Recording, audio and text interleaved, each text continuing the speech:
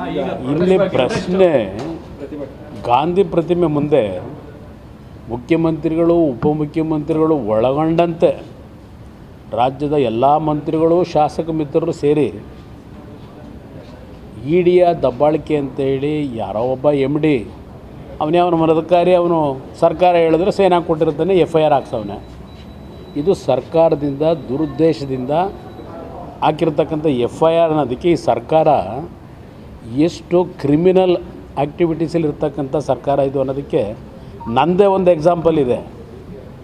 ಈ ಸರ್ಕಾರಕ್ಕೆ ಯಾವ ನೈತಿಕತೆಯನ್ನು ಇಟ್ಕೊಂಡು ಈ ರಾಜ್ಯದ ಮುಖ್ಯಮಂತ್ರಿ ಉಪಮುಖ್ಯಮಂತ್ರಿ ಇವತ್ತು ಕೇಂದ್ರ ಸರ್ಕಾರದ ವಿರುದ್ಧ ಧಿಕ್ಕಾರ ಕೂಗ್ತಾ ಇವತ್ತು ಇಡಿಯ ಮುಖಾಂತರ ಅವ್ರಿಗೇನೋ ತೊಂದರೆ ಕೊಡಲಿಕ್ಕೆ ಹೊರಟಿದ್ದಾರೆ ಅಂತೇಳಿ ಪ್ರತಿಭಟನೆಯನ್ನು ಮಾಡ್ತಾಯಿದ್ದಾರೆ.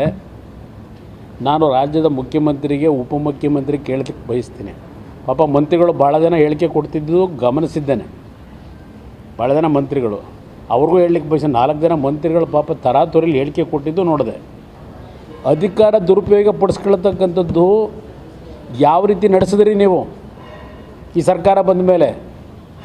ನನ್ನದೇ ಉದಾಹರಣೆ ಇದೆಯಲ್ಲ, ಯಾವ ಶಿವರಾಮೇಗೌಡ, DK ಶಿವಕುಮಾರ್, ದೇವರಾಜೇಗೌಡರ ಫೋನ್ ಕಾನ್ವರ್ಸೇಷನ್ನು ಏನು ಚರ್ಚೆ ಮಾಡಿದ್ರಿ?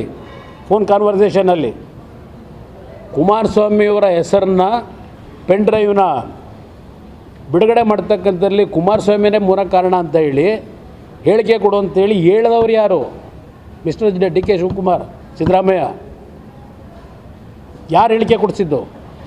ನಂತರ ಚರ್ಚೆ ನಡೀತಲ್ಲ ಶಿವಕುಮಾರ್ಗೂ ದೇವರಾಜೇಗೌಡರಿಗೂ, ಏನು ಚರ್ಚೆ ಮಾಡ್ಕೊಂಡ್ರಿ? ಯಾರ ಜೊತೆ ದುಡ್ಡು ಕಳಿಸಿದಿರಿ? ದೇವರಾಜೇಗೌಡರಿಗೆ.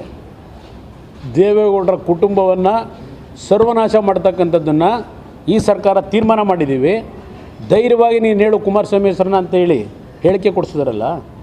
ಅವತ್ತಿನ ಕಾನ್ವರ್ಸೇಷನಲ್ಲಿ ಇದ್ದಿದ್ದು ಇದೇ DK ಶಿವಕುಮಾರ್, ಇದೇ ಶಿವರಾಮೇಗೌಡ, ದೇವರಾಜೇಗೌಡ. ಅದು ಕೊಡಲಿಲ್ಲ ಅಂಥೇಳಿ ದೇವರಾಜೇಗೌಡನ ಏನು ಮಾಡಿದ್ರಿ? ಯಾವುದೋ ಒಂದು ಸುಳ್ಳು ಕೇಸನ್ನು ಆ DG ಕೈಲಿ ಕರೆಸಿ DG ಆ ಕಚೇರಿಗೆ ಒಂದು ದೂರು ತಗೊಂಡು ಜೈಲಿಗೆ ಕಳಿಸಿದ್ರಿ. ನೀವು ಏನು ಪ್ರಜಾಪ್ರಭುತ್ವದ ವ್ಯವಸ್ಥೆಯನ್ನು ಉಳಿಸಿ ಕಾನೂನನ್ನು ಒಂದು ಗೌರವ ಕೊಟ್ಟು ಕೆಲಸ ಮಾಡ್ತಕ್ಕಂಥ ಯೋಗ್ಯತೆ ಇಟ್ಕೊಂಡಿದ್ದೀರ ನೀವು.